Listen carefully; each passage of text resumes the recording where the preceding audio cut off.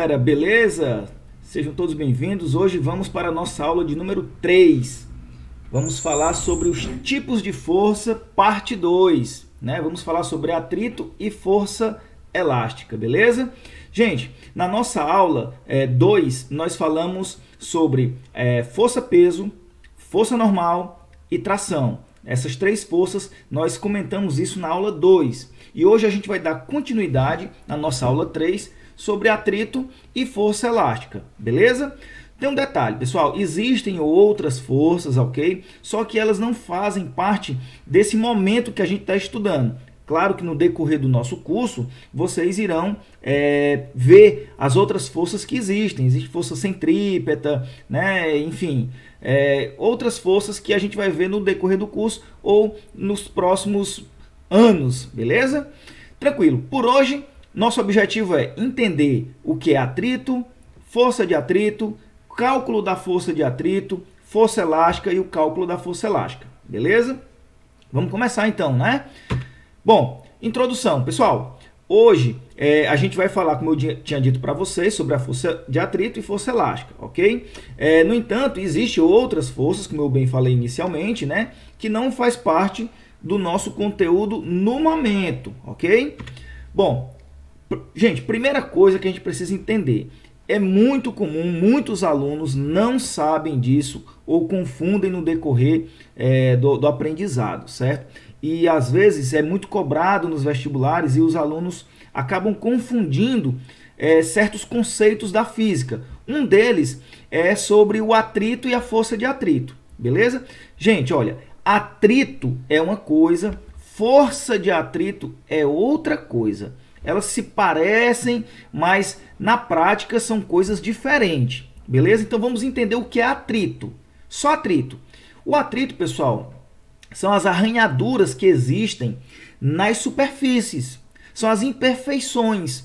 Então toda superfície ela tem uma certa imperfeição. O chão que você está pisando, por mais liso que você acha que ele seja, ele não é 100% liso. Se você pegasse uma lupa e colocasse no chão que você está pisando e ampliasse isso 1.000, 100 vezes, 1.000 vezes, você ia perceber que existem certas imperfeições, né? Essas arranhaduras, como você pode ver muito bem aqui nessa figura, ó, você pode observar que essa parte aqui é uma ampliação desse pedacinho aqui, ó. Então, quando eu amplio, né, a área de contato entre duas superfícies, a gente percebe que existem essas arranhadurazinhas aqui, ó, essas imperfeições. Essas imperfeições aqui, pessoal, nós chamamos de atrito, certo? É o atrito, são as imperfeições, as arranhaduras que existem entre as superfícies. E essas arranhaduras, em alguns pontos, elas se encaixam. É por isso que nós temos a dificuldade de, por exemplo, empurrar um móvel, né? Porque quando você puxa, você sente que ele está mais pesado, é como se tivesse uma certa dificuldade. É porque essas arranhaduras elas se encaixam. Elas são de forma microscópica, certo? Você não consegue visualizar a olho nu, mas elas existem. É por isso que, por exemplo, se você estiver numa rampa, você coloca um objeto e ele não escorrega. Por quê? Porque essas imperfeições, esses encaixes, eles se pegam bem direitinho e acaba que dificultando, fazendo com que certos objetos não escorreguem, mesmo estando num plano inclinado. Beleza? Muito bem. Então essas arranhaduras a gente chama de atrito, ok? Bom, e o que seria a força de atrito? A força de atrito é uma força de reação, gente. É uma força que existe entre o contato de superfícies. E aí, quando você tem uma tendência de movimento, ou até mesmo o próprio movimento, ela vai surgir contrapondo a força que atua num determinado corpo. Então, por exemplo, se você colocar uma caixa de papelão no asfalto, você vai perceber que ela vai ter uma certa dificuldade. Você, para começar a empurrar, você sente uma certa dificuldade. Depois que você começa a empurrar e ela entra em movimento, você percebe que há uma facilidade maior depois que está em movimento. Por quê? É como se os dentes entre as superfícies fossem quebrando. E aí vai ficando mais fácil o deslocamento. Então, a força de atrito é aquela força de reação entre os dentes das superfícies. As imperfeições, ela acaba impedindo. Então, você aplica uma força e o chão aplica outra força, reagindo à força que foi aplicada no objeto. Então, essa força de reação, né, entre as superfícies, a gente chama de força de atrito. Normalmente, ela tenta impedir o movimento. Por exemplo, se você tem por exemplo, no caso aqui da figura, ó, tem uma força F puxando para a direita, e aí, contrapondo essa força, você tem o FAT, que é a nossa nomenclatura para força de atrito, beleza? Então aqui, ó, o cara está empurrando o armário para a direita, e lá no chão, ó, você tem as imperfeições agindo, né, que são a nossa força de atrito, atuando no sentido contrário. É a mesma coisa quando você está caminhando. Você empurra o chão para trás e a força de atrito te projeta para frente. Beleza? Por causa do atrito é que nós conseguimos andar. É por causa do atrito que o carro consegue se movimentar, ele não fica patinando no chão. Por quê? Porque existem as arranhaduras, existe o atrito. E aí, quando esse atrito ele é muito forte, a gente tem uma força de atrito também muito alta. Dessa forma, a gente pode, por exemplo, especificar o tipo de força de atrito de duas formas. Nós temos o atrito estático e nós temos o atrito atrito dinâmico, né? Vamos ajeitar isso aqui, pessoal. Deixa eu ajeitar isso aqui. É o atrito estático e o atrito dinâmico. Vamos lá, ajeita aqui, ó. Dinâmico, beleza? Dinâmico. Muito bem. O que seria esse atrito estático e esse atrito dinâmico, né? Vamos lá, vamos especificar isso daqui para a gente entender melhor. Gente, como o próprio nome já diz, estático, né? Estátua, de parado. Então, o atrito estático, como o próprio nome diz, né? É aquele que atua com o corpo sem movimento, né? É aquele que atua, no caso aqui, a gente pode até ser mais direto e dizer que aqui seria força de atrito estático, né? Força de atrito estático, né? É aquele que atua o corpo sem movimento, ó, sem movimento. Vamos até colocar em caixa alta, ó, sem movimento. Porém, com a tendência de movimento. Por exemplo, se o corpo não tiver tendência de movimento, pessoal, a gente não tem força de atrito. Por quê? Porque o corpo não tem movimento nem tendência.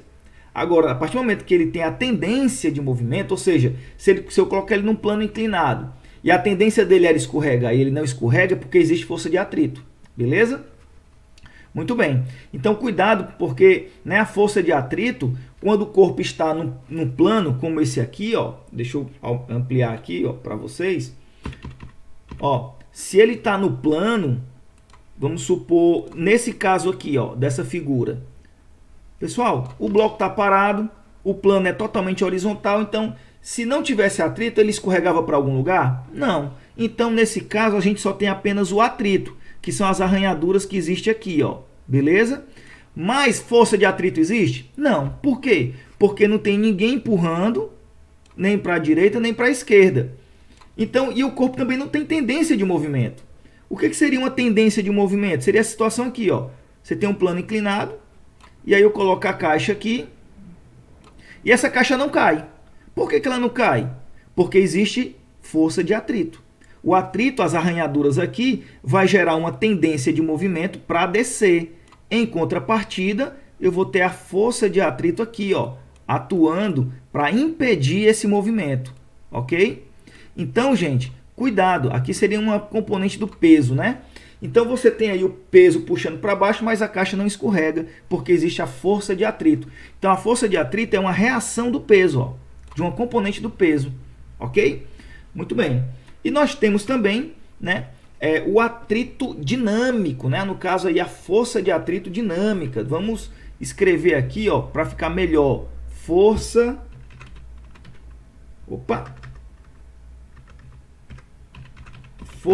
de atrito dinâmico.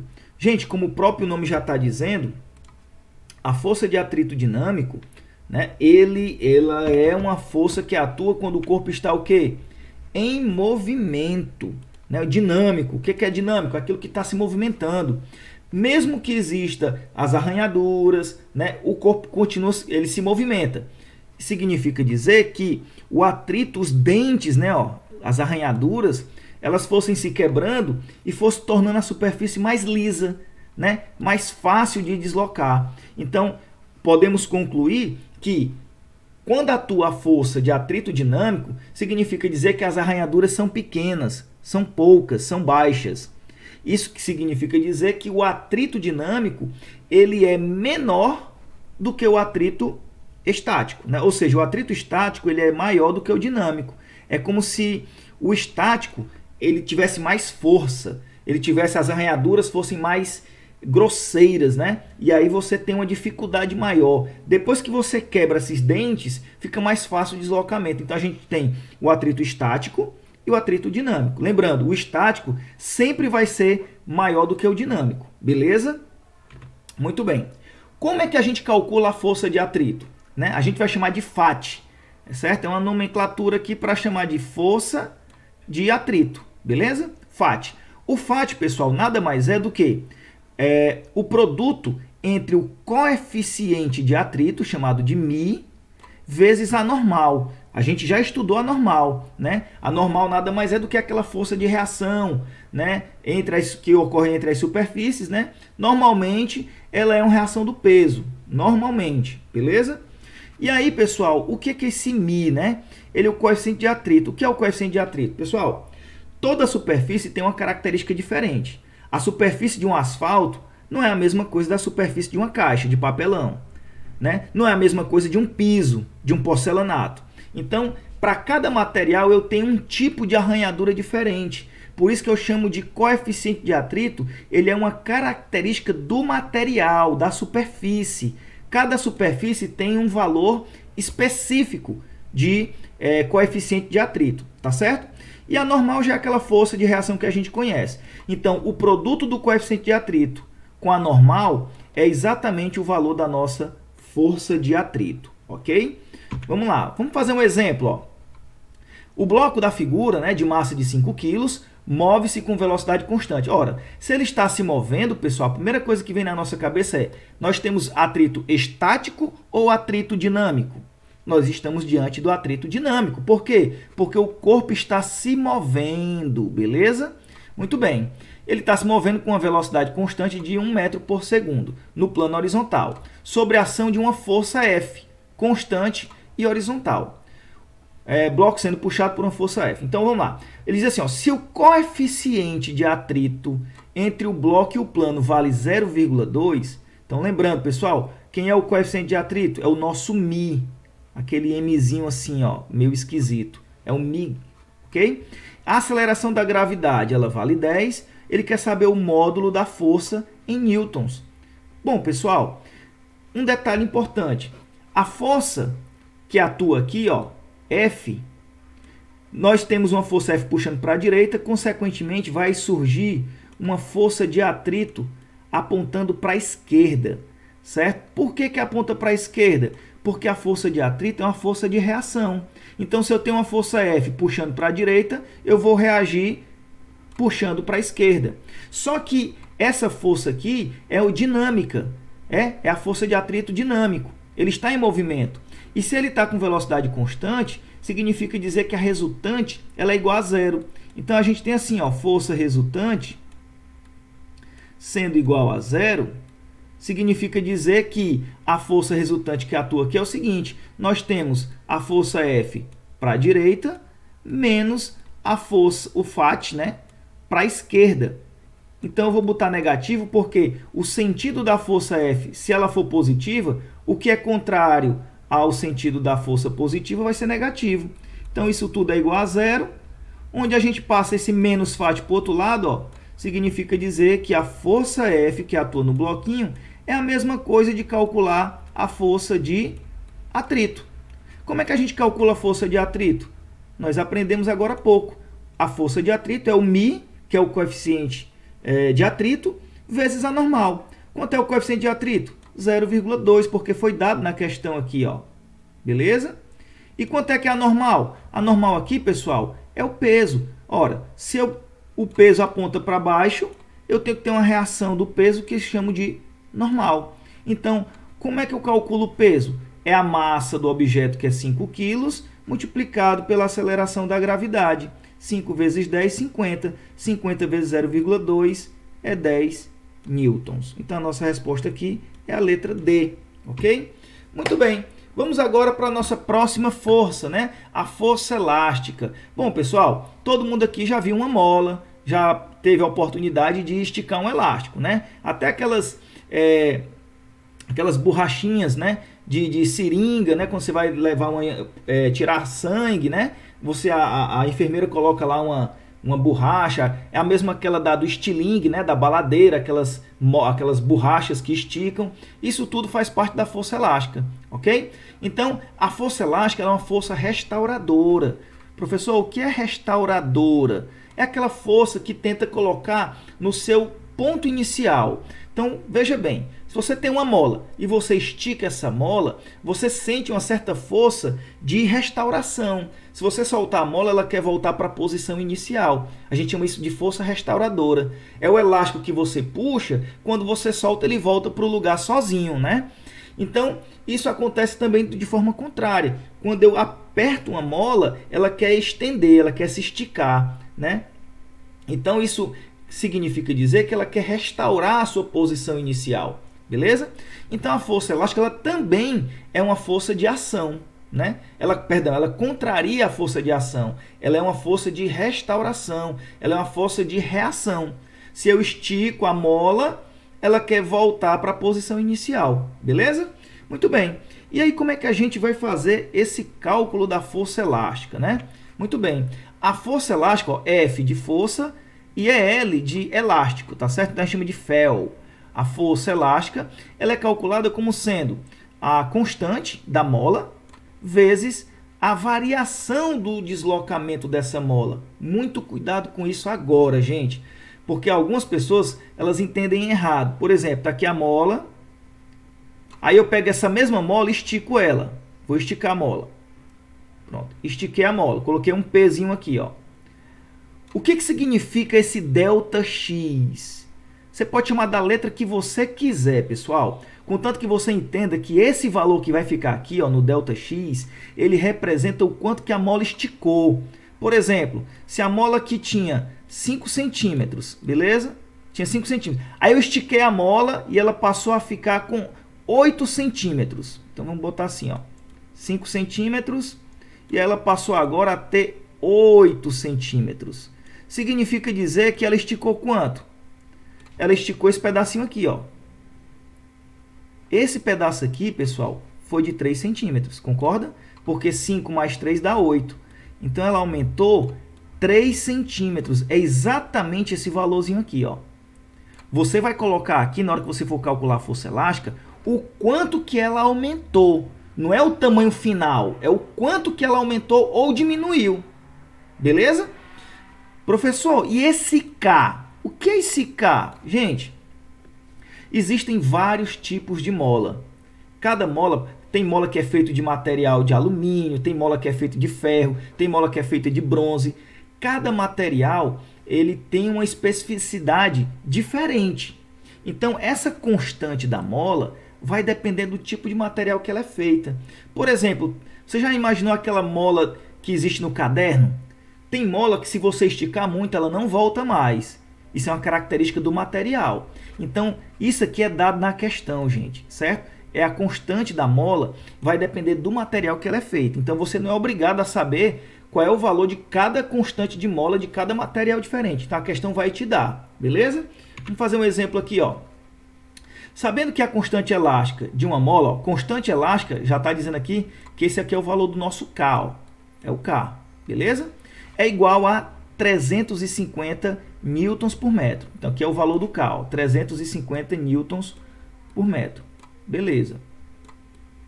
Muito bem. Determine qual é a força necessária para que essa mola sofra uma deformação de 2 centímetros. Pessoal, deformação. Então, aqui ele já está te dando o valor do nosso ΔX, né? Porque a deformação. Quanto que ela deformou? Ok? 2 centímetros. Agora um detalhe, pessoal, muito cuidado porque muita gente erra aqui, ó. Ah, é bem facinho, como é que eu calculo? Força elástica é a constante vezes a deformação. Beleza, 350 vezes, opa, 0,02, professor, mas o resultado aqui não é 2? Pois é, gente. Lembrando que o sistema internacional, para a distância, ele não admite a distância em centímetros. Eu tenho que transformar isso aqui para metros. 2 centímetros é a mesma coisa que 0,02 metros. E outro detalhe, ó, olha a unidade que está aqui da constante. Eu não poderia utilizar uma constante que tem unidade em metros com outra que está em centímetros. Vai dar bagunça. Então, eu tenho que deixar todo mundo no mesmo patamar, na mesma unidade, beleza? Então, eu transformei 2 centímetros em metros, ok? Então, multiplicando 350 vezes 0,02, vai dar 70 newtons. Então, a nossa resposta aqui é o item D, beleza? Muito bem, vamos fazer aqui algumas questõezinhas para a gente fixar o nosso conhecimento. Ele diz assim, ó, um bloco de massa de 20 kg é puxado horizontalmente por um barbante, né? O coeficiente de atrito entre o bloco e o plano horizontal de apoio vale 0,25. Olha só, pessoal, coeficiente de atrito, isso aqui é o nosso μ. Perguntinha boba, esse μ é estático ou é dinâmico? Ele é dinâmico, por quê? Porque ele está sendo puxado, né? Está sendo puxado por um barbante, ou seja, ele está se deslocando. Muito bem, a nossa gravidade vale 10. Isso aqui, gente, é a massa do bloco, né? O nosso m, ó. Beleza? Sabendo que o bloco tem aceleração de módulo igual a 2, ó, a nossa aceleraçãozinha, o nosso A. Beleza? Concluímos que a força de tração no barbante tem intensidade igual a quanto? Ele quer saber a força de tração, ele quer saber quanto é que vale o T. Lembra o T de tração que existe nas cordas? Então, o desenho é mais ou menos esse. Ó. Você tem aqui o solo, você tem um bloco, beleza? E você tem aqui, ó, um barbante puxando uma corda, né? Nós temos aqui a tração, né? Por quê? Porque tem uma corda puxando o bloco. E aí, gente, essa tração, ela está puxando para a direita. Vai surgir entre o bloco e a superfície uma força de atrito, que aponta para onde? Para a esquerda, porque a força de atrito é uma força de reação, né? Ela tenta dificultar o movimento. Se o movimento é para a direita, ela vai tentar dificultar puxando para a esquerda. Ah, professor, quer dizer que se a tração fosse do lado esquerdo, a força de atrito seria para a direita? Correto. Sempre no sentido contrário ao movimento, beleza? A tendência do movimento. Muito bem.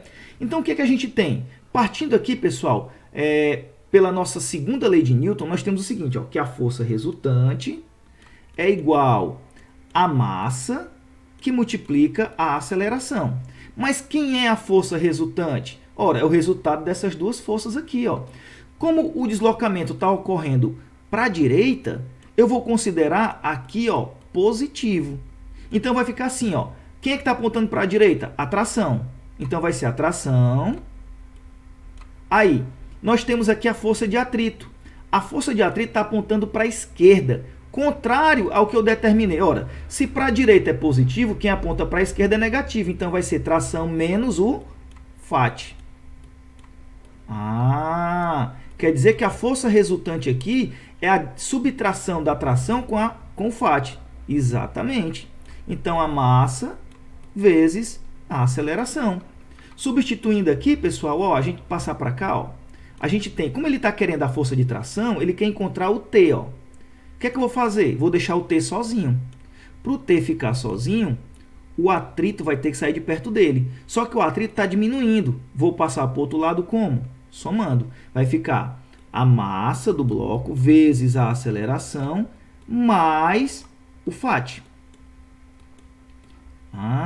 Beleza. Então, a tração vai ser... Vamos fazer direto aqui, ó. Massa vezes aceleração. De quanto é a massa? Está aqui, ó. 20 quilos. De quanto é a aceleração? 2 metros por segundo ao quadrado. Então, 20 vezes 2 dá quanto? 40. Beleza. Mais, quem é o Φ? O Φ, pessoal, é o μ vezes a normal. Ora, peraí, vamos fazer bem aqui em cima, ó. Φ é o μ vezes a nossa normal. Beleza, o Mi foi dado na questão? Foi, tá aqui, ó, 0,25. 0,25 que multiplica quem? A normal. Quem é a normal? Opa, se o peso aponta para baixo, a normal vai reagir para cima. E essas duas forças estão em equilíbrio. Se elas estão em equilíbrio, a normal é igual ao peso. Ora, quanto é que vale o peso? O peso é a massa vezes a gravidade, que vale 10. 20 vezes 10, 200. Ah, beleza. Então, ficou 0,25 vezes 200. Quanto é que é 0,25 vezes 200? Vai dar 50. Ah, beleza. Então, o FAT vale 50. Então, substituindo aqui, ó, 40 mais 50 dá igual a quanto? 90. 90 newtons é a tração da corda. Nossa resposta é o item E. Beleza? Próximo. Um bloco de massa de 3 kg está em movimento com aceleração constante na superfície de uma mesa. Sabendo que o coeficiente de atrito dinâmico, ó, dinâmico, por quê? Porque ele está com aceleração. Entre o bloco e a mesa vale 0,4. Então, esse aqui é o nosso Mi, ó. Calcule a força de atrito entre os dois, no caso, as duas superfícies. Sabendo que a gravidade vale 10. Então, pessoal, facinho, ó. Tá aqui o bloco, tá aqui a mesa, tá aqui a força, né, que ele diz, né? Tá sendo puxado aqui para alguma coisa, força. E tá aqui o atrito, ó. Beleza. Show de bola. Força de atrito. Como é que eu calculo a força de atrito? Força de atrito nada mais é do que o Mi vezes a normal. Então, a força de atrito vai ser o Mi, que vale quanto? A questão deu, ó, 0,4. O Mi vale 0,4. 0,4 vezes a normal. A normal aqui, quem é, pessoal? A normal, ela é sempre perpendicular à superfície. Está aqui a superfície, ó, perpendicular. Nós temos o peso empurrando, a caixa empurra o chão empurra a caixa. E essa força de reação é a normal. Beleza? Então, a normal aqui vai ser exatamente quem? O próprio peso. Mas se a massa tem 3 kg e a gravidade vale 10, 30 vezes 10, perdão, 3 vezes 10, 30, né? Então, 30 vezes 0,4 é 12. 12 newtons. 12 newtons é a nossa resposta. Beleza? Terceira. Uma mola apresenta uma das extremidades fixas a um suporte. Ao aplicar uma força na outra extremidade, essa mola sofre uma deformação. Então, tá aqui, ó. Você tem aqui uma mola, certo? E aí alguém vem e puxa essa mola. Vai esticar essa mola. Pronto. Ou seja, ela tinha um certo tamanho, X, e alguém puxou essa mola e ela esticou. Só que ela esticou sofrendo uma deformação de 5 metros. Então, a deformação já é exatamente esse pedacinho aqui, ó. Foi o quanto ela aumentou. É o nosso ΔX. Beleza? Muito bem. Como é que a gente calcula a força aplicada? Bom, a força elástica, eu já disse para vocês, é o FEL, né? Ó, força elástica. Nada mais é do que a constante da mola multiplicado pela sua deformação. Então, o FEL, né, que é a força elástica, nada mais é do que a constante da mola. Ora, tá aqui, ó, foi dado na questão, constante elástica da mola, 110. 110. Tá ruim para escrever, viu? Tá ruim para escrever. Vamos tentar aqui ajeitar isso aqui, porque tá feio, né, ó. Vamos lá. Força elástica é a constante da mola. Poxa, errei de novo. Vamos logo colocar o valor, né? 110. Eita! 110 vezes a deformação da mola. A mola deformou quanto? 5 metros. Então, 110 vezes 5 metros dá quanto? 550 newtons, porque eu estou calculando a força, beleza? É isso aí, pessoal. Nossa aula fica por hoje por aqui. E até a nossa próxima aula 04, beleza? Um forte abraço e qualquer dúvida, vamos tirar essa dúvida na nossa aula interativa. Beleza? Bye, bye.